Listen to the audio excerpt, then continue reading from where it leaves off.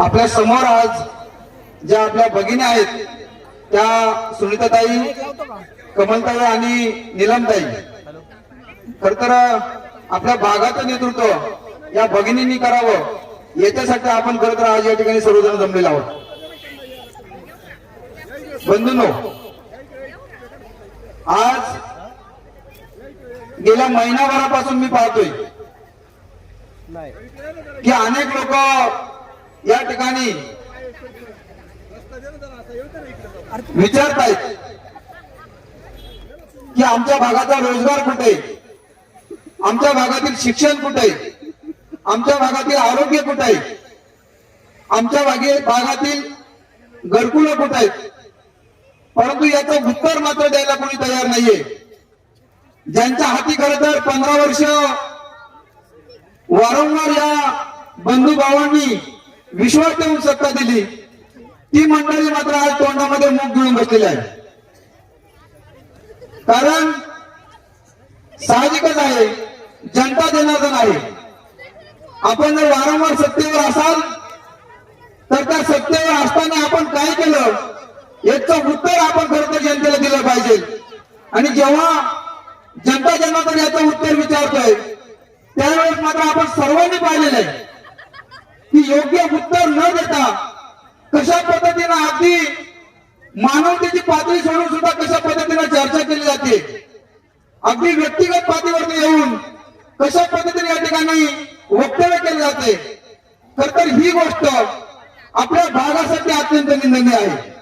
मागील महिनाभरापासून ताई अख्ख्या जुन्नर तालुक्यातील सर्व गट पाहिले, उमेदवार पाहिले, परंतु इतकी पातळी सोडून व्यक्तिगतरित्या व्यक्त होणारे 15 वर्षामध्ये सत्तेत असणारी जी काही माणसं आहेत अशी माणसं सुद्धा कुठे मला पाहायला मिळत नाही. काय परिस्थिती आहे, याच्यातून सामाजिक स्तर सुद्धा खाली आलेला आहे. म्हणजे आज तालुक्यामध्ये प्रश्न उभा राहिला आहे की आदिवासी भागामधील नेतृत्व असं कसं काय, असं कसं असू शकतंय. ते विचार करण्यासारखी गोष्ट आहे ही की तुम्ही 15 वर्ष सत्तेत आहे, तुमचं बोलणं कसं असावं, तुमचं वागणं कसं असावं, जनतेप्रती तुमचं उत्तरदायित्व कसं असावं हे करता तुमच्या वर्तनातून दिसायला पाहिजे होतं. परंतु तसं काहीही झालेलं नाहीये. आम्ही वारंवार प्रश्न विचारतोय की आम्हाला आरोग्य हवंय, आम्हाला शिक्षण हवंय, आम्हाला रोजगार हवंय, आमच्या मुलाबाळांच्या शिक्षणाची व्यवस्था पाहिजे आम्हाला, आमच्या आया बहिणींचं संरक्षण पाहिजे आम्हाला. परंतु याच्यावरती मात्र माणसांनी भ्रशब्द सुद्धा काढलेला नाहीये. बंधूंनो, यांना मी सांगू इच्छितो की आता तुमच्या हातामध्ये फक्त 2च दिवस आहेत. काय बोलायचं ते अजून पुढच्या 2 दिवसात तुम्ही बोलून घ्या. त्याच्यानंतर तुम्ही मग लपत छपत असेच राहणार तुम्ही.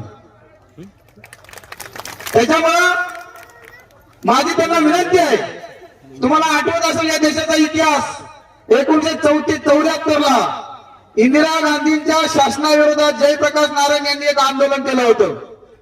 साधं हॉस्टेलमधून सुरू झालेलं आंदोलन 75 ला इंदिरा गांधींना आणीबाणी स्वीकारावं लागली, जाहीर करावं लागली आणीबाणी.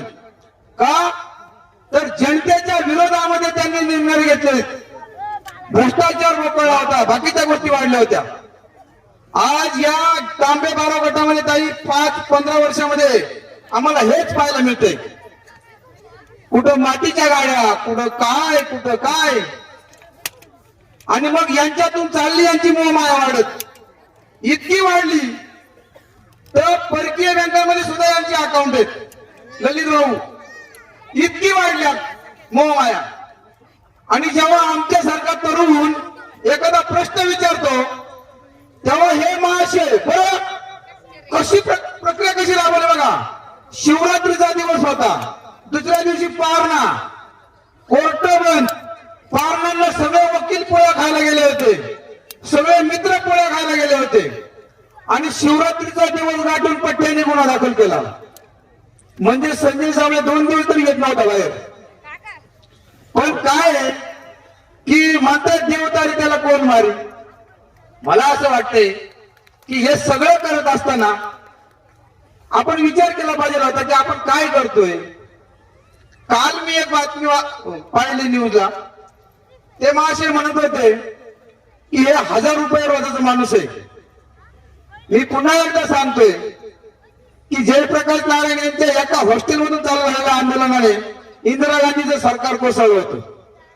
2 दिवसानंतर तुमचंही सरकार कोसळणार आहे साहेब, भाऊ काळजी करू नका. आणि हे महाशय म्हणतायत, यांना म्हणलं का रस्ता का नाही केला, ते म्हणतात पंतप्रधानांचं काम आहे. यांना म्हणलं दवाखाना का नाही केला, ते म्हणतात आमदाराचं काम आहे. यांना म्हणलं आमच्याकडे पाण्याची व्यवस्था नाहीये, ते म्हणतात खासदाराचं काम आहे. बरं आमची कामं काय आहेत मग ते तरी सांगा तुमची. काहीच सांगता येत नाही ललित भाऊ. आणि याच्यातून काय होतंय की मी मगाशी ते सांगितलं की आपण जनतेप्रती कसं उत्तरदायित्व राहायला पाहिजे, आपलं वागणं कसं असलं पाहिजे, बोलणं कसं असलं पाहिजे. अहो जनता पिडली आहे अक्षरशः. इथे हजारो लोक का उपस्थित आहेत ही, तर ते पिडले अक्षरशः 15 वर्ष. आमच्या आयाबाईंना बनकर फाटा चुकलाच नाहीये. आमची मुलं बाळ अजूनही गुडघे आहेत त्याला पॅन्टीवर करून बांधांनी शाळेमध्ये जात आहेत. आश्रमशाळांची अवस्था काय आहे आमच्या, आम्हाला हेच महत्वाचं आहे. आम्ही हेच तुम्हाला विचारतोय महिनाभरापासून, तुम्ही नाही नाही त्या वर्गाने करताय. तुम्हाला सांगतो बंधूंनो, हे महाशय म्हणते की काम करता येत नाही, पण तुम्हाला खरं सांगतो ललित भाऊ, अक्षरशः माझ्याकडे काही रेकॉर्ड आहे. यांनी मला पण म्हणले तुम्ही इतके मोठे मोठे लांब लांब भाषण करताय, तुम्ही काय केलं. खरं तर मी काय कुठला शिवसेनेचा कार्यकर्ता नाहीये, मी काय कुठल्या पक्षामध्ये कार्यकर्ता नाहीये. मी एक जनचळवळींमध्ये लढत देणारा एक विद्यार्थी किंवा लढत देणारा दलित वाढलेला एक कार्यकर्ता आहे. आम्ही ज्या जनचळवळीमध्ये काम करतो त्या जनचळवळीच्या माध्यमातून या तालुक्यामध्ये ताई, विशेषतः या तांबेवारा गटामध्ये अनेक कामं दत्ताभाऊ केलेले आहेत. आज तुम्हाला सांगतो नुसत्या रोजगार हमीमध्येच म्हणजे 44,460 दिवस रोजगार लोकांना आपण या ठिकाणी दिलेले आहे. आणि किती रोजगार त्याच्यातून मिळालेला आहे, तर साधारणतः 1,34,46,000पेक्षा जास्त रोजगार नुसत्या रोजगार हमीतून दिला गेलेला आहे. ज्या चळवळीमध्ये आम्ही काम करतो त्या चळवळीमधून. अहो पेसाचा निधी टाकला होता गवारी साहेब, 51 लाखाचा पेसाचा निधी आपण या ठिकाणी या चळवळींच्या माध्यमातून दिलेला आहे. त्याच्यानंतर जवळजवळ 15 कोटी निधी हा आपण त्या हिरडा नुकसान भरपाई मधून मिळून दिलेला आहे. हिरडा नुकसान भरपाई मधून कळलं का. मला असं वाटतंय की जी लोक आम्हाला प्रश्न विचारतात ना, तुम्ही काय करताय, पहिल्यांदा त्यांनी स्वतःकडे पाहिलं पाहिजे.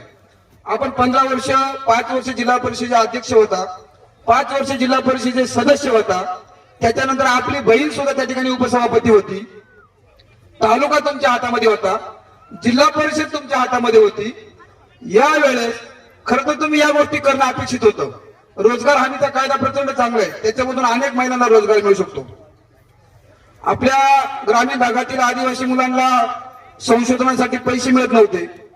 आम्ही 2-3 वर्ष संघर्ष केला, त्याच्यातून 11.5 कोटी रुपये या मुलांना संशोधनासाठी मिळाले साहेब. आता हे सगळं झालं, परंतु तरी सुद्धा हे महाशय म्हणतात तुम्ही काय केलं. मला असं वाटतं की एवढ्या महिनाभरात त्यांनी एक तरी काम सांगायला होतं की आम्ही काय केलं 15 वर्षामध्ये. आणि याचं उत्तर जर त्यांच्याकडनं नाही येत आहे तर माझी या मायबाप जनतेला विनंती आहे, असल्या प्रवृत्ती, असली खोटारडी लोक सत्तेवरती ठेवू नका. गावागावात जाऊन सांगा की ज्यांच्याकडे सत्ता नाहीये, ज्यांच्या हातात पद नाहीयेत, अशी लोक चळवळीच्या माध्यमातून सुद्धा जर एवढी मोठी मोठी कामं करतायत, तर मग तुम्ही पदावरती असताना काय केलं, तुम्ही कशासाठी केलं तुम्ही. अहो तुम्हाला सांगतो, या ताई तुमच्याच गावाला मला वाटतं भिवाडी गावाला रामजेवाडीचा एक बंधारा फुटला होता. बराच वेळ आम्ही ते संघर्ष केला, 90 लाख रुपये त्याला मंजूर झाले ताई. नंतर अतुल दादाने आणि तुम्ही सगळ्यांनी उद्घाटन पण केलं त्याचं. आता पेसामध्ये खुद्द केवळे गावचे 5-6 लाख रुपये थकले होते. हे महाशय आमच्याकडे आले, म्हणाले आमचा निधी झाला नाही बरेच दिवस झाला कोरोनामुळे. म्हटलं ठीक आहे. आम्ही गेलो, राज्यपालांना पत्र दिलं, मंत्रालयात गेलो आणि तो 51 लाखाचा निधी घेऊन आलो. त्याच्यात ह्याच महाशयांच्या ग्रामपंचायतचा पैसा होता. आता ते परत आम्हाला म्हणतात तुम्ही काय केलं.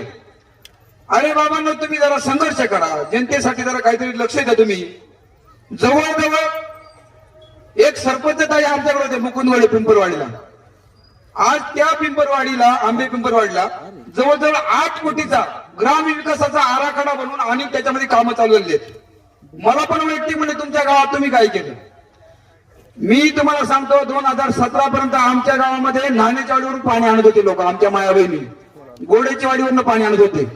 तुम्ही आजही जर तळमाचीमध्ये गेला तर आमची लोक फिल्टरच्या पाण्यानं म्हशी पाणी वाजत आता 24 तास 12 महिने पाणी तिथं. त्याचं कारण तुम्हाला सांगतो 2017ला आमच्या गावाने संजय साबळेला बिनविरोध ग्रामपंचायत सदस्य केलं होतं.